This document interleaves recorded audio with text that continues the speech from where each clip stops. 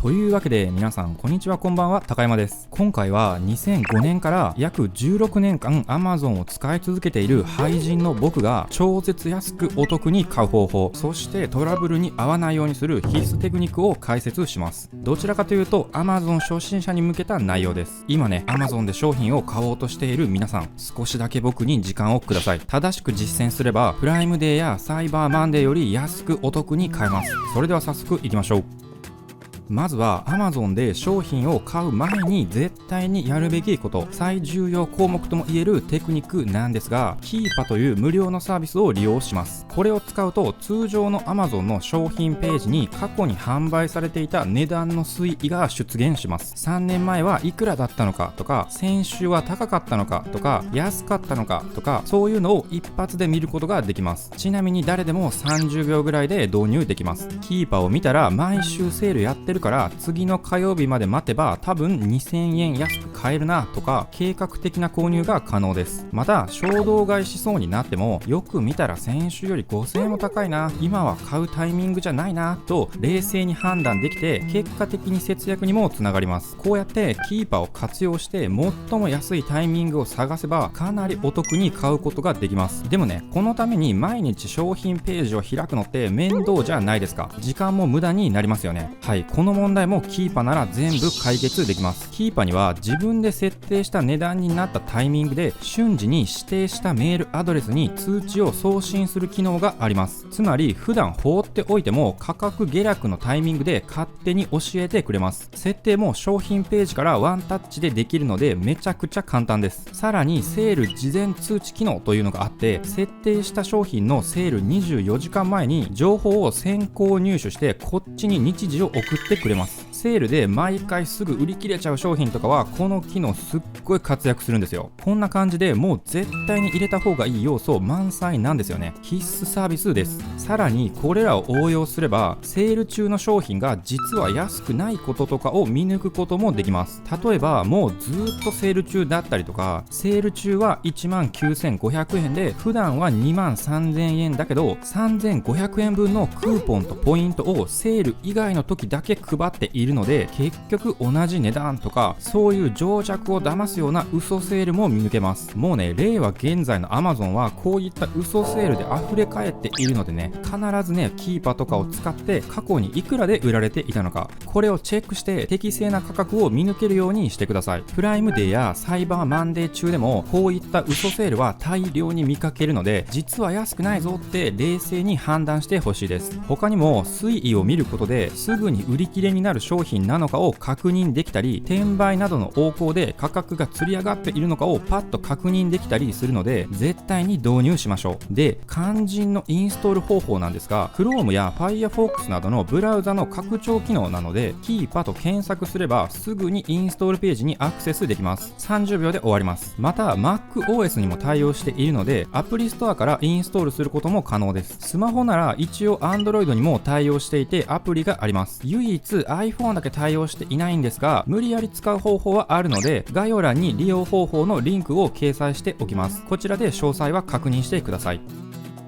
次に教えるテクニックは販売元と発送元の確認テクニックです。 Amazon って僕が使い始めた2005年当初は書籍とか PC 関連製品がメインで、ほとんど Amazon が販売と発送をしていたんですが、現在では Amazon 内の流通総額の約 60% が別の販売業者だと言われています。つまり6割が Amazon と関係ない業者が商品を売っているんですよ。しかもこれって Amazon で普通に買い物しててもちゃんと意識しないと見分けが全くつかないんですよね。視聴者のあなたも絶対1回は利用していると思います。でね、この Amazon の発送元販売元の仕組みを正しく理解しておかないと、商品が2ヶ月届かなかったり届いた商品が壊れていたりなどトラブルが多発するので必ず覚えてください。今回は Amazon を利用したことがない人でも5分で理解できるレベルの簡単な見分け方の一覧を作りました。こちらです。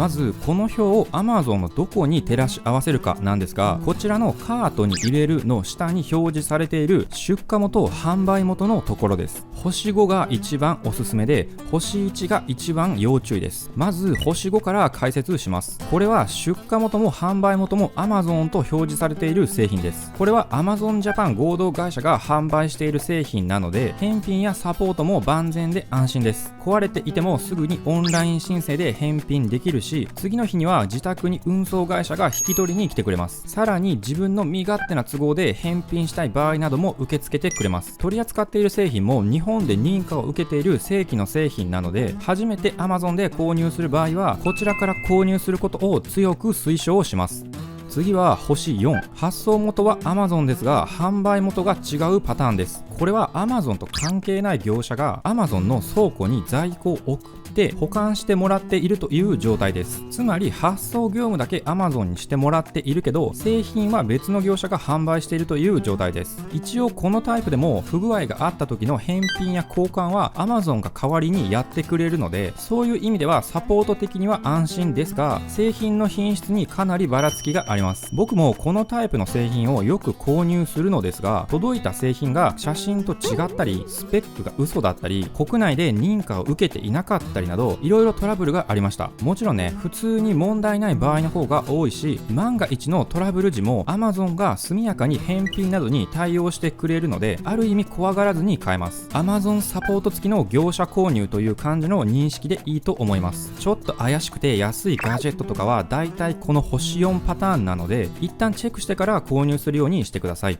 さて、ここからは一気におすすめ度が下がります。出荷元も発送元も Amazon じゃないパターンです。これは仕入れも発送も別の業者が最後まで担当します。このパターンは結構トラブルに遭いやすいです。というのも、この手の業者出品ってめっちゃ簡単に言うと、フリマアプリで販売する手続きに毛が生えた程度の難易度で簡単に利用できます。行政に申請したりとか特別な手続きはいりません。実際にね、僕も登録して販売していたことがあります。本当にね、めっちゃ簡単なんですよ。普通にメルカリとかと一緒で、売れたらメールが来るので郵便局とかで発送するだけです。つまり在庫管理とかは個人に任されているので、ゴミだめみたいな汚い自宅に置いている商品を発送したりしている人も中にはいるわけですよ。僕はね、ちゃんと別室で管理したりしていましたけどね。まあ極端な例を出しましたが、そういう人がいてもおかしくないシステムです。潔癖症の人とかね、絶対買いたくないですよね。もちろんまともな出品者も大勢いますけど、その辺の普通のおじさんでも利用できるってことは覚えておいてください。そしてもし破損などのトラブルがあった時も Amazon は対応してくれないです。まずは僕たち出品者と直接交渉する必要があります。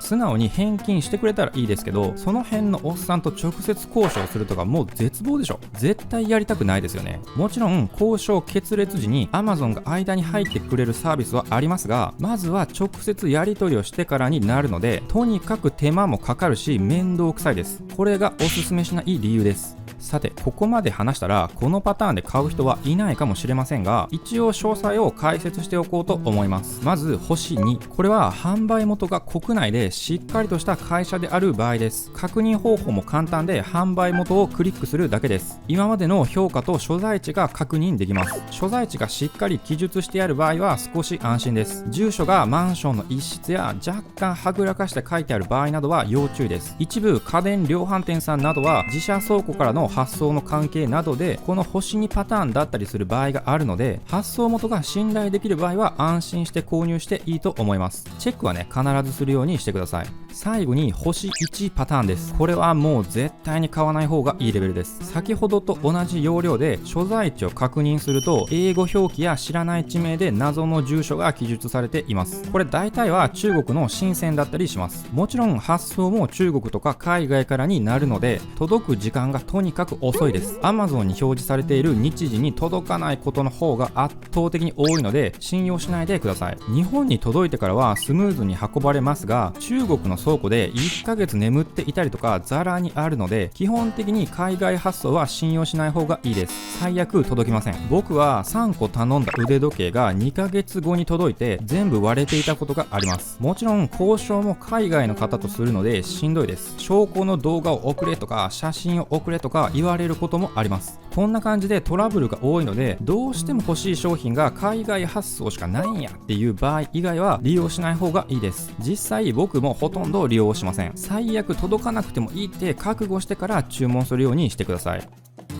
次に紹介するのは、意見を必ず発信しろというテクニックです。これだけ言うとはってなるかもしれませんが、これマジで知っていると知らないとでは全然違うので、最後まで聞いてください。ちなみにアフィリエイトをしろとかそういう話ではありません。まずね、先ほど紹介した星4のね業者とかから商品を買って何か気になる点があったら、必ず販売元に連絡をしてください。ここで言うのはご利用ししてごねろという話ではなくて、商品説明と若干違うところや軽微な不具合があった場合に放置するんじゃなくて、ちゃんと連絡するべきという話です。例えば僕の実体験を挙げると、ガジェット関連で一部だけね商品と色が違った製品が届いた時に、色が違ったので交換してもらえませんかと連絡したんですよ。そしたら、交換もできるけど1000円返金するのでそのまま使ってもらうことはできませんかと返信が来たんですよね。まあ5000円ぐらいの商品だったんで 20% オフで使えるなら、まあ色違ってもいいかと納得して円満解決しました。こんな感じでこっちが予想していないような提案も飛んでくるので、ラフにね連絡しても得することが多いです。他にもキャンプグッズで組み立て中に破損してちょっと怪我しちゃった時とかは、ちょっとこの仕様は危ないと思いますと、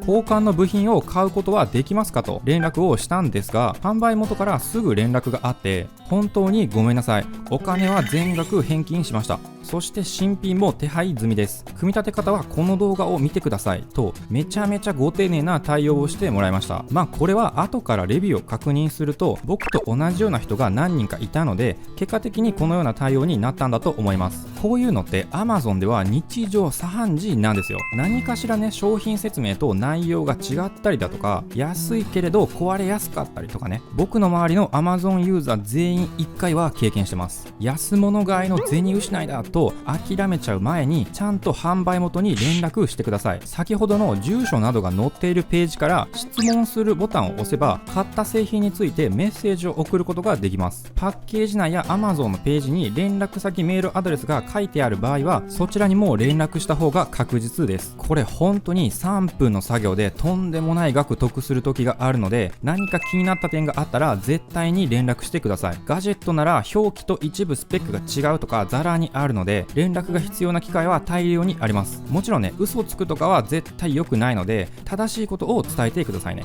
さらにね、追加で1点余談ですが、レビューもね、できれば投稿しておいた方がいいです。これね、販売元がほぼ 100% 見てます。マジで全部見てます。怖いぐらい確認していらっしゃいます。レビューをきっかけに先ほど紹介したような交渉が始まることもめちゃくちゃあります。特にね、ここはいいけどここが残念だった、ここが惜しいというようなリアルで具体的なレビューには、超高確率で販売元からありがとうとかごめんなさいってメールが来ます。中にはレビューを消したら1万円分のギフト券をあげますと、そんな最悪な提案をしてくる業者もわんさかいます。本当にめちゃくちゃです。僕はそのような提案に応じたことはありませんが、普通に不便な点などを認めて勝手に一部返金してくれたり、新しいモデルと交換する提案をしてくれたりする場合もあるので、レビューも意見を発信する手段としてはかなり有用です。もちろんレビューを見ている人もね、実際のメリットデメリットが見えてありがたいですし、 Amazon レビュアーランキングなんてものもあって、1000位以内になるとベストレビュアーって表示がついたりしてね、いろんなレビュー案件が大量に回ってきたりするらしいです。まあ僕は8000円ぐらいなんで全然回ってきません。こんな感じで、とにかく製品に不具合や不便な点などがあったらアクションを起こしてください。ちゃんとね、正しい情報を伝えれば、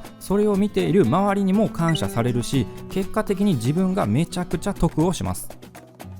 さて、ここまで3つテクニックを紹介してきましたが、次に紹介するものはほぼ無限に商品を使用するテクニックです。これは Amazon ファッションと呼ばれるサービスですが、実際は何か特別な申し込みがいるわけではなくて、価格の横に返品無料と書いてあるものを買えば自動で適用されます。ファッションといってもおしゃれな洋服だけじゃなくて、釣りで使うサングラスや普段使いのランニングシューズ、アウトドア向けの登山用リュック、ビジネスバッグ、財布などにも対応しています。意外と幅が広いんです。これらの膨大な数の製品をいくらでも試着して返品できます。僕昔ねブログをメインで運営していた時に Amazon ファッション何点返品したら警告が来るかっていう企画をやろうとしたんですが、結果的に200点近く返品しても何にも言われなくて企画倒れしたことがあります。ということで皆さんは安心して返品してください。話がそれましたが、靴とか服を4サイズぐらい買って一番ぴったり合うやつ以外を全部返品したり、全て気に入らなかった場合は4サイズとも返品しても全く問題なしです。ネットショッピングって実際に使ってみたイメージとか想像できないじゃないですか。だからといってお店に行っても混んでいる店内で並んで試着して最終的に慌てて買ったりして家に帰って後悔するとか、どっちもどっちですよね。でも Amazon ファッションならそんな心配や失敗が一切なくなります。家でゆっくり試着できるから時間に追われることもないし、すでに持っている服やアイテムと合うかどうかなどもチェックできます。さらに返品までの期間が約1ヶ月とかなり余裕があるので、家族に見てもらったりとか、追加で買ったアイテムと合うかとか、本当に必要かどうかとか冷静に判断することができます。返品ももちろん簡単で、返品したいアイテムをチェックしてサイズが合わなかったとか適当な理由を入力して申請すれば終わりです。あとは指定した時間に運送会社の人が自宅に取りに来てくれます。一応注意事項として汚さないってこととタグなどはつけたままにしてください。包装されている透明な袋なんかは多少破けていても大丈夫です。常識の範囲内で新品の状態を保ってくださいってことですね。また類似したサービスにプライムワードローブというものがありますが、発送できる点数に制限があったり、7日間しか試着ができなかったり、対応製品が非常に少なかったりなどデメリットの方が多いので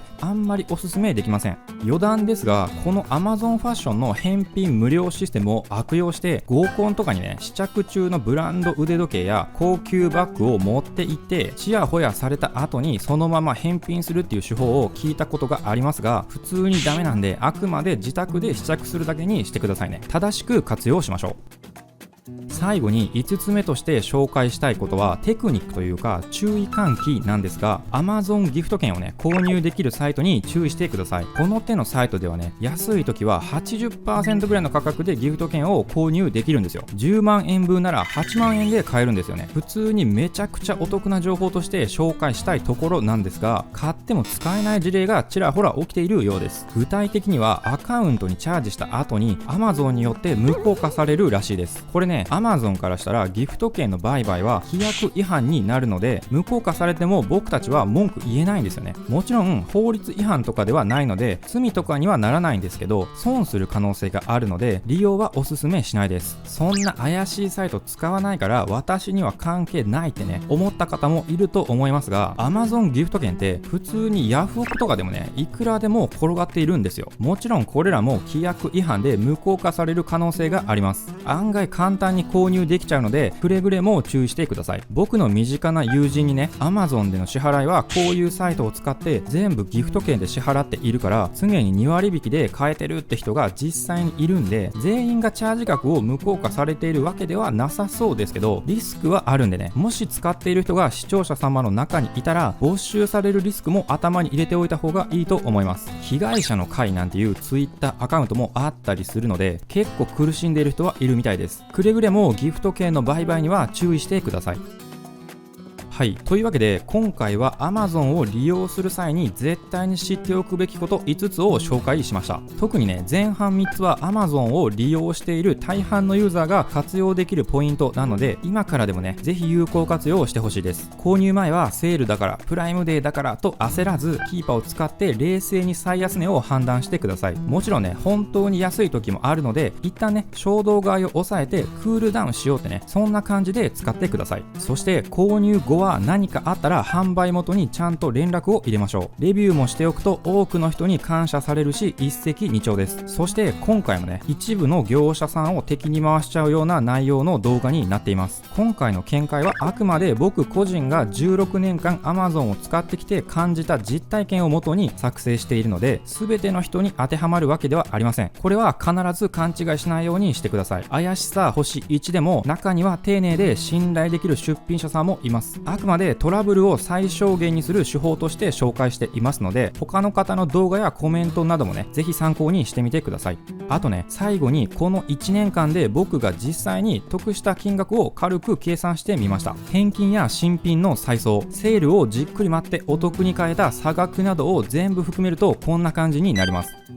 一応僕は Amazon ファッションも含めて年間50点以上製品を買うので、ちょっとね購入数が多いことはご了承ください。でもね、知っていると知らないとでは絶対に差が出るので、次にね Amazon のサイトを開いた時に少しでもこの動画がお役に立てれば幸いです。他にもね、動画内で紹介しきれなかった細々した情報を4点ほど概要欄に追加掲載しておきますので、さらなる知識をね求める方はぜひチェックしてみてください。特にね、整備済み新品なんかは iPhone8 が2万円ぐらいで買えたりして結構安いので、一度覗いてみてください。というわけでね、少々長い動画でしたが、最後までお付き合いいただき本当にありがとうございました。ご意見やご感想のコメントもね、ぜひお待ちしております。この動画が好評だったらね、また第2弾を作ろうと思います。